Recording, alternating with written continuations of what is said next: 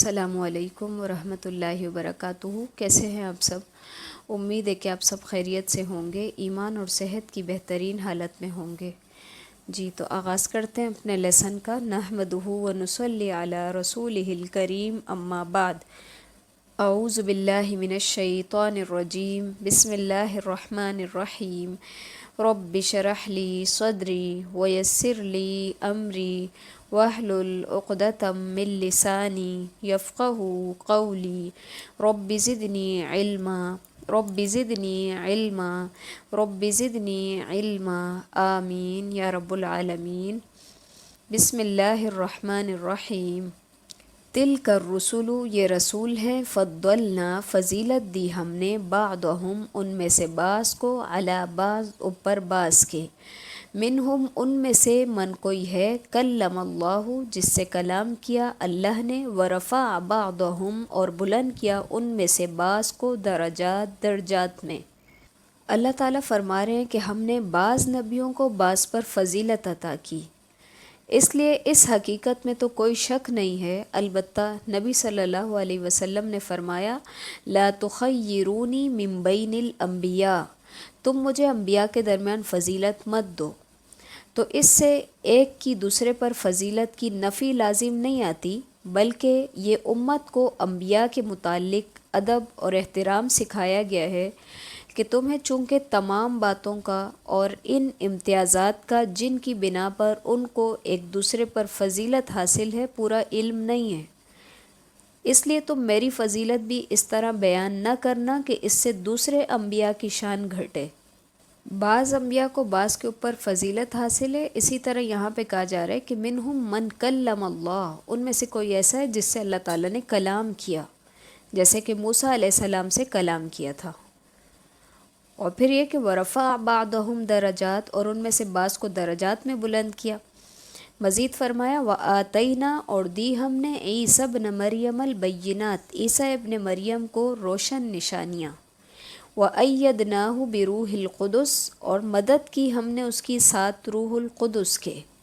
البینات سے مراد وہ معجزات ہیں جو عیسیٰ علیہ السلام کو دیے گئے، جیسا کہ مردوں کو زندہ کرنا، کوڑی والے کو ٹھیک کر دینا، مادرزاد اندھے کو ٹھیک کر دینا۔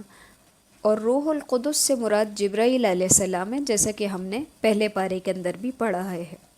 پھر فرمایا، وَلَوْ شَاءَ اللَّهُ، اور اگر اللہ چاہتا، مَقْتَتَلَ الَّذِينَ، نہ لڑتے وہ لوگ، مِن بَعْدِهِم، بعد اس کے، مِن بَعْدِ، بعد اس کے کہ مَا جَاءَتْهُمُ الْبَيِّنَاتُ، آ گئی ان کے پاس روشن دلیلیں، وَلَٰكِنِ اخْتَلَفُوا، لیکن انہوں نے اختلاف کیا، فَمِنْهُمْ، تو ان میں سے، من کوئی ہے، آمنہ، جو ایمان لایا، وَمِنْهُمْ، اور ان میں سے، من کوئی ہے، کفر، جس نے کفر کیا۔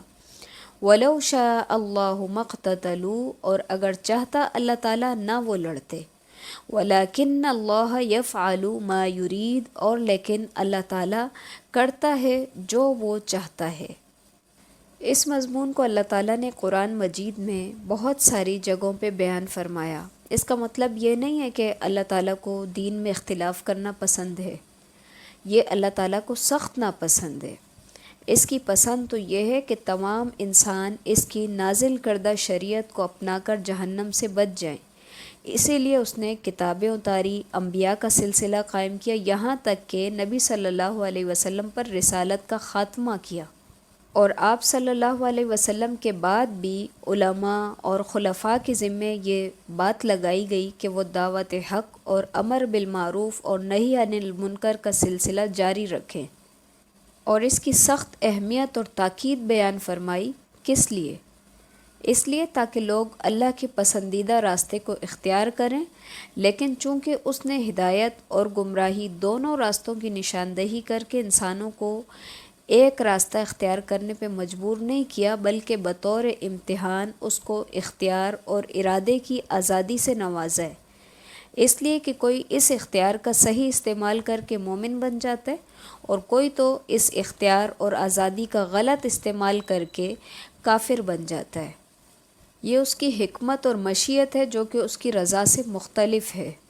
پھر فرمایا یا ایھا الذین آمنو، اے لوگو جو ایمان لائے ہو، انفقو خرچ کرو، مما اس میں سے جو رزقناکم رزق دیا ہم نے تم کو، من قبل اس سے پہلے، ان یاتیا کہ آ جائے، یوم ایسا دن، لا بیع فی نہیں ہے کوئی تجارت اس میں، ولا خلۃ اور نہ دوستی، ولا شفاعہ اور نہ کوئی سفارش، والکافرون هم الظالمون اور کافر وہی ظالم ہیں۔ اس آیت کے اندر دوبارہ سے اللہ تعالیٰ کے دیے ہوئے مال میں سے خرچ کرنے کے متعلق کہا جا رہا ہے، کیونکہ حدیث میں آتا ہے کہ ہر بندہ اپنے صدقے کے سائے میں ہوگا، اور دنیاوی حساب سے بھی صدقے کرنے کے بہت سارے فوائد ہیں۔ صدقہ مصیبتوں کو ٹالتا ہے، اسی لیے اس آیت کے اندر ایمان والوں سے کہا جا رہا ہے کہ خرچ کرو اس رزق میں سے جو اللہ تعالیٰ نے تم کو دیا ہے، اس دن کے آنے سے پہلے پہلے کہ جب نہ کوئی تجارت کام آئے گی، نہ کوئی دوستی اور نہ کوئی سفارش، کیونکہ یہود اور نصارہ اور کفار و مشرکین اپنے اپنے پیشواؤں یعنی نبیوں، ولیوں اور بزرگوں، پیروں، مرشدوں وغیرہ کے بارے میں یہ عقیدہ رکھتے تھے کہ اللہ پر ان کا اتنا اثر ہے کہ وہ اپنی شخصیت کے دباؤ سے اپنے پیروکاروں کے بارے میں جو بات چاہیں گے اللہ تعالیٰ سے منوا لیں گے، اور منوا لیتے۔ اسی کو وہ شفاعت کہتے تھے، یعنی ان کا عقیدہ تقریباً وہی تھا جو کہ آج کل کے مسلمانوں کا ہے کہ ہمارے بزرگ اللہ تعالیٰ کے پاس اڑ کر بیٹھ جائیں گے اور بخشوا کر ہی اٹھیں گے۔ اس آیت میں بتایا گیا کہ اللہ کے ہاں ایسی کسی بھی شفاعت کا کوئی وجود نہیں ہے۔ اللہ لا الہ الا هو الحی القیوم، اللہ ہی معبود برحق ہے جس کے سوا کوئی معبود نہیں، جو زندہ ہے اور سب کا تھامنے والا ہے۔ لا تأخذہ سنۃ ولا نوم، جس کو نہ اونگ آتی ہے اور نہ ہی نیند۔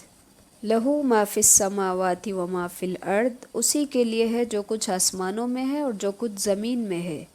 من ذا الذی، کون ہے جو، یشفع سفارش کر سکے، عندہ اس کے پاس، الا باذنہ مگر اس کے اذن سے۔ یعلم وہ جانتا ہے، ما بین ایدیہم جو کچھ ان کے ہاتھوں کے درمیان ہے، وما خلفہم اور جو ان کے پیچھے ہے۔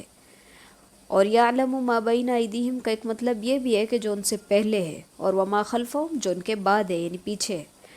ولا یحیطون بشیء من علمہ، اور نہیں وہ احاطہ کر سکتے کسی چیز کا اس کے علم میں سے، الا بما شاء مگر جو وہ چاہے۔ وسیع وسیع ہے، کرسیہ کرسی اس کی، السماوات والارض آسمان اور زمین پر، ولا یؤودہ اور نہیں تھکاتی اس کو، حفظہما حفاظت ان دونوں کی، وہو العلی العظیم اور وہ بلند ہے، عظمت والا ہے۔ یہ آیت الکرسی ہے جو قرآن مجید کی تمام آیات سے عظیم آیت ہے۔ ابی بن کعب رضی اللہ تعالیٰ عنہ کہتے ہیں رسول اللہ صلی اللہ علیہ وسلم نے فرمایا، اے ابو منذر، کیا تم جانتے ہو کہ تمہارے پاس اللہ کی کتاب میں سے کون سی آیت سب سے بڑی ہے؟ فرماتے ہیں میں نے کہا اللہ اور اس کا رسول صلی اللہ علیہ وسلم بہتر جانتے ہیں۔ آپ صلی اللہ علیہ وسلم نے فرمایا دوبارہ کہ اے ابو منذر، کیا تم جانتے ہو کہ تمہارے پاس اللہ کی کتاب میں سے کون سی آیت سب سے بڑی ہے؟ کہتے ہیں میں نے عرض کی اللہ لا الہ الا هو الحی القیوم۔ ابی بن کعب رضی اللہ تعالیٰ عنہ کہتے ہیں کہ آپ صلی اللہ علیہ وسلم نے میرے سینے پہ ہاتھ مارا اور فرمایا اللہ کی قسم تم نے درست کہا، اے ابو منذر تمہیں یہ علم مبارک ہو۔ اس حدیث سے آیت الکرسی کی فضیلت کے ساتھ رسول اللہ صلی اللہ علیہ وسلم سے اس آیت کا نام یعنی کہ آیت الکرسی ہونے کی تصدیق بھی معلوم ہوتی ہے۔ ابو امامہ رضی اللہ تعالیٰ عنہ سے روایت ہے کہ رسول اللہ صلی اللہ علیہ وسلم نے فرمایا جو شخص ہر فرض نماز کے بعد آیت الکرسی پڑھے اسے جنت میں داخلے سے سوائے موت کے کوئی چیز نہیں روک سکتی۔ قرآن مجید کی سب سے لمبی آیت آیت دین ہے، مگر سب سے زیادہ عظمت والی آیت آیت الکرسی ہے۔ اس کی وجہ یہ ہے کہ اس آیت کا موضوع توحید ہے جو اس میں کئی دلیلوں سے ثابت کیا گیا ہے۔ موضوع اور دلیلوں کی وجہ سے یہ سب سے بڑی آیت ہے۔ سورہ اخلاص چھوٹی سی صورت ہونے کے باوجود قرآن کے ثلث ہے، یعنی کہ 1/3 ہے قرآن کے برابر۔ سورہ اخلاص کی بھی عظمت کی وجہ توحید ہی ہے۔ اسی آیت میں اللہ تعالیٰ نے فرمایا کہ من ذا الذی یشفع عندہ الا باذنہ، کون ہے جو اس کے پاس اس کی اجازت کے بغیر سفارش کرے۔